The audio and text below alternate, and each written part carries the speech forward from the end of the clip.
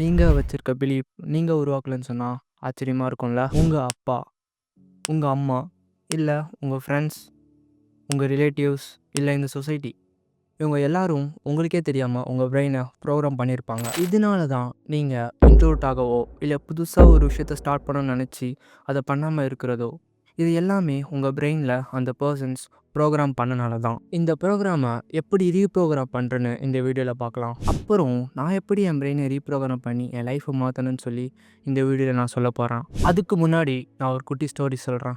இந்த கதையில் ஜெஃப்ரி ஒருத்தவன் இருக்கான். அவனுக்கு ஸ்கூலில் பேரண்ட் டீச்சர்ஸ் மீட்டிங் நடக்குது. இதுக்கு ஜெஃப்ரியும் அவனோட அம்மாவும் போகிறாங்க. டீச்சர் அவனோட ரேங்க் கார்டை அவங்க அம்மா கிட்ட தராங்க. அவன் எல்லாத்துலேயும் ஜஸ்ட் பாஸ் ஆயிருக்கான். அவனோட அம்மா கொஞ்சம் திட்டுறாங்க. அப்புறம் சைன் பண்ணி கொடுத்துட்டாங்க. கிளாஸ்லலாம் எப்படி டீச்சர் இருக்கான்னு சொல்லி அவங்க அம்மா கேட்குறாங்க. அதுக்கு டீச்சர் கிளாஸ்லலாம் அமைதியாக தான் இருப்பான், எல்லாரும் பேசிக்கிட்டு இருப்பாங்க, ஆனால் இவன் மட்டும் அமைதியாக இருப்பான்னு சொல்கிறாங்க. அவனும் அவனோட அம்மாவும் கேட்டுட்டு போகிறாங்க. காலேஜ் லீவுக்கு ஜெஃப்ரி ஊருக்கு வரான். ஒரு நாள் சண்டே ஜெஃப்ரியோட ஃப்ரெண்டெல்லாம் கிரிக்கெட் விளையாட ஜெஃப்ரியை கூப்பிடுறாங்க. ஜெஃப்ரியும் விளையாட போகிறான். மேட்சும் நடக்குது. ஜெஃப்ரி டீம் எல்லாம் ஆல் அவுட் ஆயிட்டாங்க. ஜெஃப்ரி மட்டும் இருக்கான். ஜெஃப்ரியும் பேட்டை எடுத்து விளையாட போகிறான். எல்லா பாலையும் மிஸ் பண்ணுறான். ஒழுங்காகவே விளையாட மாட்டேங்கிறான். இது ஏன் நடக்குதுன்னு தெரிஞ்சுக்க அவனுக்கே தெரியாமல் அவனோட பிரெயின்குள்ளே போய் பார்த்தா அவனோட ஸ்கூலில் பிடி பீரியடில் ஒரு கிரிக்கெட் மேட்ச் நடக்குது. இப்போது 3 பாலில் 8 ரன் அடிக்கணும். அப்போது ஜெஃப்ரி தான் பேட்டிங் பிடிக்கிறான். ஜெஃப்ரி ரொம்ப சீரியஸாலாம் விளையாடலை, நார்மலாக தான் விளையாண்டான். அதனால ஃபஸ்ட்டு பால் சிங்கிள் அடித்தான், செகண்ட் பால் மிஸ் பண்ணிட்டான், தேர்ட் பால் போல்ட் அவுட் ஆயிட்டான். அதனால அவனோட ஃப்ரெண்ட் அப்புறம் பிடி சாருக்கு பேட்டிங்லாம் பிடிக்க வராது, நீ ஒரு வேஸ்ட்டுன்னு சொல்லிட்டாரு. ஜெஃப்ரி அப்போது ஷேமாக ஃபீல் ஆனான். அவர் சொன்னது உண்மைன்னு நம்பி அவனோட பிலீஃபாகவே அதை ஆக்கிக்கிட்டான். அதனால தான் அவனால் அங்கே பேட்டிங்கே பண்ண முடியல. நம்ம இப்போ ஃபஸ்ட்டாக பார்க்க போகிற topic the structure of belief. இப்போ ஸ்ட்ரக்சர் ஆஃப் பிலீஃப்னா first belief, second emotion, third thought, fourth action. இப்போ நம்ம உங்களுக்கு தண்ணி குடிக்கணும்னு தோன்றனால தான் போய் தண்ணி குடிக்கிறீங்க. இப்போ தண்ணி குடின்னு தோணுன்னா நீங்கள் போகவே மாட்டீங்க. இப்போ தாட் தான் உங்களை ஆக்ஷனாக டிட்டர்மெண்ட் ஆகுது. தாட்டுக்கு மேலே ஃபீலிங்ஸ், அந்த ஃபீலிங்ஸ் வரும்போது தான் அந்த தாட் உங்களுக்கு வரும். ஃபீலிங்ஸ் மேலே தான் belief, main point belief. For example, இப்போ ஒரு மரம் இருக்குது. அந்த மரத்தில் எல்லா லீஃபும் உதிர்ந்துருச்சு, பழம் எல்லாம் உதிர்ந்துச்சு, ரொம்ப காஞ்சி போயிடுச்சு. இப்போ எல்லோரும் பார்க்கும்போது அந்த லீஃப், அந்த பிரான்ச்சஸ், அந்த உதிர்ன இலையை தான் பார்ப்பாங்க. ஆனால் இதோட ரூட் காஸ்ட்டே அதோட ரூட்டு தான். அந்த ரூட்டு ரொம்ப வீக்காக இருக்கனால தான் அதோட லீஃப் அப்புறம் அதோட பிரான்ச்சஸ்லாம் ரொம்பவே வீக்காக இருக்குது. அப்போ அதோட ரூட் காஸ்ட் வேறு, அதோட வேறு வீக்காக இருக்கனால தான் அந்த மரமும் வீக்காக இருக்குது. நம்ம ஃபஸ்ட்டு ஆக்ஷனை மாற்றணும்னு நினச்சி இன்னொரு ஆக்ஷனை மாற்றணும்னா அது கண்டிப்பாக மாறும்னு நினைக்கிறீங்க? மாறாது. அதுக்கு ரூட் காஸ்டான பிலீஃப், அந்த ஒரு ஆக்ஷனுக்கான ஒரு பிலீஃபை நம்ம மாற்றணும்னா அந்த ஒரு ஆக்ஷனே நம்மளுக்கு மாறும். உங்களோட பிலீஃப் ரொம்ப வீக்காக இருக்கனால தான் இப்போ உங்களோட ஆக்ஷனும் ரொம்பவே வீக்காக இருக்குது. இப்போ நம்ம செகண்டாக பார்க்க போகிற டாபிக் ஹவு பிலீஃப் ஒர்க். இப்போ ஃபஸ்ட் தாட்க்கு அப்புறம் எமோஷன், எமோஷனுக்கு அப்புறம் பிலீஃப், பிலீஃப்க்கு அப்புறம் RAS, that means reticular activate system, அதுக்கப்புறம் கன்ஃபர்மேஷன், அதுக்கப்புறம் கன்விக்ஷன். இது தான் உங்கள் சப்கான்ஷியஸ் பிரெயினை ரீப்ரோக்ராம் பண்ணக்கூடிய ஒரு ஃபார்முலா.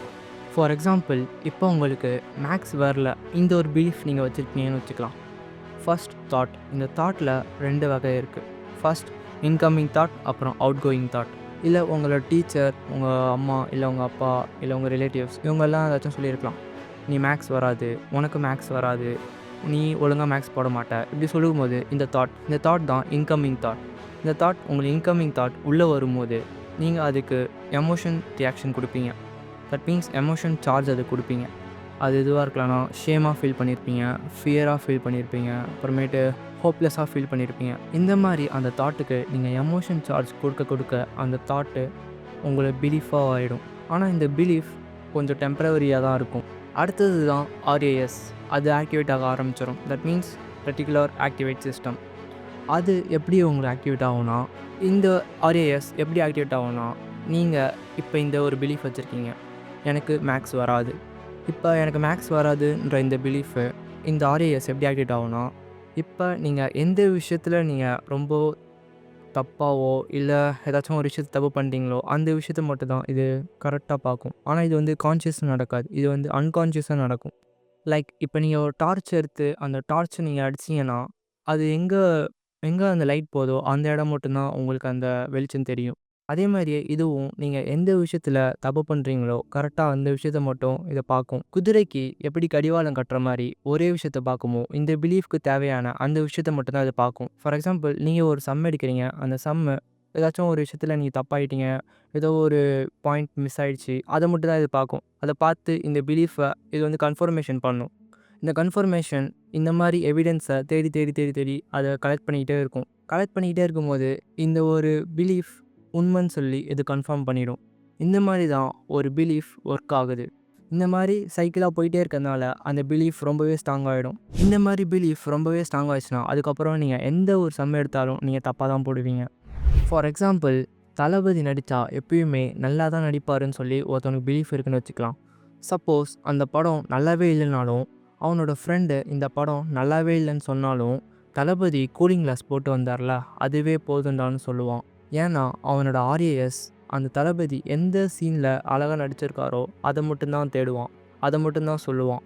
சப்போஸ் அந்த படம் நல்லாவே இல்லைனாலும் அவன் ஆர்ஏஎஸ் அதை மட்டும்தான் தேடும். ஏன்னா அவனோட பிலீஃபே தளபதி நல்லா நடிப்பார், அவ்வளோதான். இந்த மாதிரி ஸ்ட்ராங்கான ஒரு பிலீஃபை எப்படி நம்ம ரீப்ரோக்ராம் பண்ணுறதுன்னு சொல்லி அடுத்த டாப்பிக்கில் பார்க்கலாம். How to reprogram your brain. இப்போ நம்மளுக்கு இன்கமிங் தாட் தானே வந்துட்டு இருந்துச்சு. தட் மீன்ஸ் யாராவது ஒருத்தங்க ஏதாவது சொல்லுவாங்க, உங்கள் ஃப்ரெண்ட்ஸ், உங்கள் ஃபேமிலி ஏதாச்சும் சொல்லும்போது இதுதான் இன்கமிங் தாட். அவுட் கோயிங் தாட்னா நம்மளே நம்ம தாட்டு, நம்மளுக்கு தேவையான தாட்டை நம்மளே நம்ம உருவாக்குறது. ஃபார் எக்ஸாம்பிள், உங்களுக்கு இப்போ மேக்ஸ் வரும், இந்த தாட்டை நீங்களே இப்போ உருவாக்குறீங்க. இந்த மாதிரி தாட்டை நீங்கள் உருவாக்குனதுக்கப்புறம் அந்த ஒரு தாட்டுக்கு நீங்கள் எமோஷன் சார்ஜ் கொடுக்கணும். இது நீங்கள் எப்படி கொடுக்குறதுனா ஜஸ்ட் விஷுவலைஸ். இந்த மாதிரி நீங்கள் ஒரு மேக்ஸ் நல்லா போட்டிங்கன்னா எந்த மாதிரி ஒரு நீங்கள் ஃபீல் பண்ணுவீங்க, லைக் ப்ரைடா, ஜாய், அப்புறமேட்டு வாட் எவர். வேறு வேறு பீப்புள்ஸ்க்கு வேறு வேறு மாதிரி எமோஷன் க்ரியேட் ஆகும். உங்களுக்கு எந்த மாதிரி எமோஷன் நீங்கள் வரும்னு சொல்லி நீங்களே அதை ஃபீல் பண்ணுங்கள். இப்படி நீங்கள் அந்த ஒரு தாட்டுக்கு எமோஷன் சார்ஜ் கொடுக்க கொடுக்க அந்த தாட் டெம்பரவரி பிலீஃபாக இருக்கும். இப்போ ஆர்ஏஎஸ் அன்கான்ஷியஸாக இருக்கும்ல, இப்போ நீங்கள் கான்ஷியஸாக அந்த ஆர்ஏஎஸை நீங்கள் ஆக்டிவேட் பண்ண போகிறீங்க. தட் மீன்ஸ் இப்போ நீங்கள் ஒரு சிம்பிளான ஒரு சம்மை எடுத்து சால்வ் பண்ணுங்கள். சால்வ் பண்ணதுக்கப்புறம் நீங்களே உங்கள்கிட்ட சொல்லிக்கோங்க, பாத்தியா நான் ஒரு நல்ல சம்மு போடுறவன்னு சொன்னல, நான் ஒரு சம்மு போட்டேன் கரெக்டாக. இந்த மாதிரி நீங்கள் உங்களுக்கே சொல்லிக்கோங்க. இந்த மாதிரி நீங்கள் சொன்னீங்கன்னா கன்ஃபர்மேஷன் உங்களுக்கு கன்விக்ஷன் ஆகி அப்புறம் ஒரு பிலீஃபாக பர்மனன்ட் பிலீஃபாக மாறிடும். இந்த மாதிரி நீங்கள் சைக்கிளை ரிப்பீட் பண்ணிக்கிட்டே இருக்கணும். இந்த மாதிரி ஒரு பிலீஃபை நீங்களே உருவாக்கி அந்த சார்ஜ் நீங்கள் கொடுத்து அதுக்கப்புறம் நீங்களே ஆர்ஏஎஸ் ஆக்டிவேட் பண்ணணும். நீங்களே அந்த ஒரு எவிடன்ஸை எடுத்து வச்சு, நான் சொன்னல இங்கே பார் மேக்ஸ் நான் போட்டுட்டேன், இந்த மாதிரி நீங்கள் பண்ண அந்த பிலீஃப் ரொம்பவே ஸ்ட்ராங் ஆகிட்டே வரும். இப்படி ஸ்ட்ராங் ஆகிட்டதுனால நீங்கள் எப்பயுமே மேக்ஸ் நீங்கள் போட்டிங்கன்னா அது கரெக்டாக தான் போடுவீங்க. ஏன்னா உங்களோட பிலீஃபே நீங்கள் நல்லா மேக்ஸ் நல்லா போடுவீங்க. நீங்களே இதை பண்ணி பாருங்கள். நீங்கள் சொன்ன அந்த ஒரு பிலீஃபுக்கு ஒரு 100 எவிடன்ஸை தேடி உங்கள் கண்ணு முன்னாடி வச்சு நீங்களே உங்களுக்குள்ளே சொல்லிக்கோங்க, நான் சொன்னல இதுதான் நானுன்னு பார், நான் இதெல்லாம் பண்ணியிருக்கேன், இதுதான் நான், நீங்கள் சொல்லுங்கள். அப்படி சொல்லும் போது அந்த பிலீஃப் ரொம்பவே ஸ்ட்ராங் ஆகிடும். அப்புறம் நீங்கள் அதுவாகவே ஆகிடுவீங்க. அப்புறம் எப்பயுமே நீங்கள் அதை தான் பண்ணுவீங்க. இப்படி தான் உங்கள் சப்கான்ஷியஸ் பிரெயினை ரீப்ரோக்ராம் பண்ணணும். அதனால தான் ஜெஃப்ரி அவனோட ஃப்ரெண்ட்ஸ் அப்புறம் அவனோட பிடி சார் உனக்கு பேட்டிங்கே பிடிக்க வராதுன்னு சொன்னதுனால அந்த ஒரு தாட்டுக்கு அவன் நிறைய எமோஷன் சார்ஜ் கொடுக்க ஆரம்பித்தான். ஷேம், கில்ட்டி, அப்பத்தி, இந்த மாதிரி எமோஷன் அவன் கொடுக்கறதுனால அவனோட அந்த ஒரு பிலீஃப் அவனுக்கு பர்மனண்ட்டான ஒரு பிலீஃபாக ஆயிடுச்சு. அதனால் அவன் எங்கே போய் பேட்டிங் விளாண்டாலும் அவனோட பிலீஃப், நான் எப்பயுமே பாலை விட்டுருவான், நான் எப்பயுமே பாலை அடிக்க மாட்டேன், நான் எப்பயுமே போல்ட் அவுட் தான் ஆவான், இந்த மாதிரி ஒரு பிலீஃப் அவனுக்கு கிரியேட் ஆகிடும். இந்த மாதிரி பிலீஃப் அவனுக்கு கிரியேட் ஆகனால அவனோட ஃபீலிங்ஸும் அந்த மாதிரி தான் வரும், அவனோட தாட்டும் அந்த மாதிரி தான் வரும், அவனோட ஆக்ஷனும் அந்த மாதிரி தான் ஆகிடும். அதனால தான் அவன் எங்கே போனாலும் அவன் பேட்டிங்கே ஒழுங்காக விளையாட மாட்டான். இப்போ நம்ம கடைசி வீடியோக்கு வந்துட்டோம். இப்போ நான் ஒரே ஒரு எக்ஸாம்பிள் மட்டும் சொல்கிறேன். இப்போ நீங்கள் ஒரு பிஸ்னஸை ஸ்டார்ட் பண்ணணும்னு நினைக்கிறீங்க, ஆனால் உங்களோட பிலீஃப்லாம் இப்படி இருக்குது, நான்லாம் இந்த பிஸ்னஸை ரன் பண்ண அளவுக்கு நான் ஒரு பெரிய ஆள் கிடையாது, இல்லை நான் இந்த பிஸ்னஸ் ரன் பண்ணுற அளவுக்கு எனக்கு தகுதி கிடையாது, நான்லாம் எப்படி இந்த பிஸ்னஸை ரன் பண்ணி நான் ரிச் ஆவேன், நான்லாம் எப்படி இந்த பிஸ்னஸை க்ரோ பண்ணுவேன், இந்த மாதிரி உங்களுக்கு பிலீஃப் இருக்குதுன்னு வச்சுக்கலாம். இப்போ நீங்கள் பிஸ்னஸ் ஸ்டார்ட் பண்ணணும்னு சொல்லி எந்த ஒரு ஆக்ஷனை நீங்கள் எடுத்தாலும் அது நீங்கள் ஃபெயில் தான் ஆவீங்க. இப்போ நீங்கள் ஆக்ஷன் எடுப்பீங்க, இந்த பிலீஃப் உங்களை பின்னாடி இழுத்துரும். திருப்பி நீங்கள் ஆக்ஷன் எடுப்பீங்க, திருப்பி இந்த பிலீஃப் பின்னாடி இழுத்துரும். அப்போ ஃபர்ஸ்ட் உங்கள் பிரெயினை கரெக்ட் பண்ணணும். உங்கள் பிலீஃபை பாசிட்டிவ் பிலீஃபாக மாற்றணும். உங்களோட ஃபர்ஸ்ட் ரூட் காஸ்ட்டே உங்களோட பிலீஃப், உங்களோட மென்டல் ஸ்டேட் தான். மென்டலி நீங்கள் கரெக்டாக இருந்தீங்கன்னா ஃபிசிக்கலி நீங்கள் எதை வேணாலும் உங்களால் பண்ண முடியும். நான் எப்படி என் பிரெயினை ரீப்ரோக்ராம் பண்ணேன்? நான் ஒரு செட் ஆஃப் பிலீஃபை எழுதி வச்சுருக்கேன். ராத்திரி நான் தூங்கும்போது அதை படிச்சுக்கிட்டு அப்புறமேட்டு அதை விஷுவலைஸ் பண்ணி நான் அந்த ஒரு பிலீஃபாக மாறினதுக்கப்புறம் எப்படி ஃபீல் பண்ணணும் அந்த மாதிரி ஃபீல் பண்ணுவேன். அடுத்த நாள் காலையில் எழுந்திரிச்சு நான் சொன்ன பிலீஃபை அது சின்ன சின்ன டாஸ்க்காக எடுத்து செய்ய ஆரம்பிப்பேன். அந்த மாதிரி செஞ்சு நானே எனக்குள்ளே சொல்லிப்பேன், பாத்தியா நான் சொன்னல நான் செஞ்சிட்டேன். இந்த மாதிரி நான் சொல்லிக்கிட்டே வருவேன். இந்த மாதிரி சின்ன சின்ன டாஸ்க்காக பண்ணி அந்த மாதிரி பண்ணதுக்கப்புறம் எனக்கு ஒரு ஃபீல் வரும். ஓ நம்ம இதுதான் போல், அது நம்ம அந்த ஒரு விஷயம் செய்யக்கூடியவன் போல் நான், இந்த மாதிரி நான் நினைப்பேன். இந்த மாதிரி ஒரு ஃபீல் வந்ததுக்கப்புறம் எனக்கு இன்னொரு பெரிய டாஸ்க் பண்ண தூண்டும். அந்த மாதிரி பண்ணி முடிச்சதுக்கப்புறம் திருப்பி நானே சொல்லிப்பேன், பாத்தியா நான் சொன்னேன் செஞ்சுட்டேன் பாத்தியா. இந்த மாதிரி சொல்லி நானே அப்படி பெரிய பெரிய டாஸ்க்காக அப்படி இம்ப்ரூவ் ஆகிட்டே இருப்பேன். இந்த மாதிரி இம்ப்ரூவ் ஆனதுக்கப்புறம் அந்த பிலீஃப் ரொம்பவே ஸ்ட்ராங் ஆகிடும். அப்புறம் நான் அதுவாகவே ஆக ஆரம்பிச்சிடுவேன். இந்த மாதிரி பண்ணி அந்த பிலீஃப் ரொம்பவே ஸ்ட்ராங் ஆகிடும். அப்புறம் நான் அதுவாகவே ஆக ஆரம்பிச்சிடுவேன். இந்த மாதிரி தான் என் பிரெயினை நான் ரீப்ரோக்ராம் பண்ணேன். அவ்வளோதான் இந்த வீடியோ.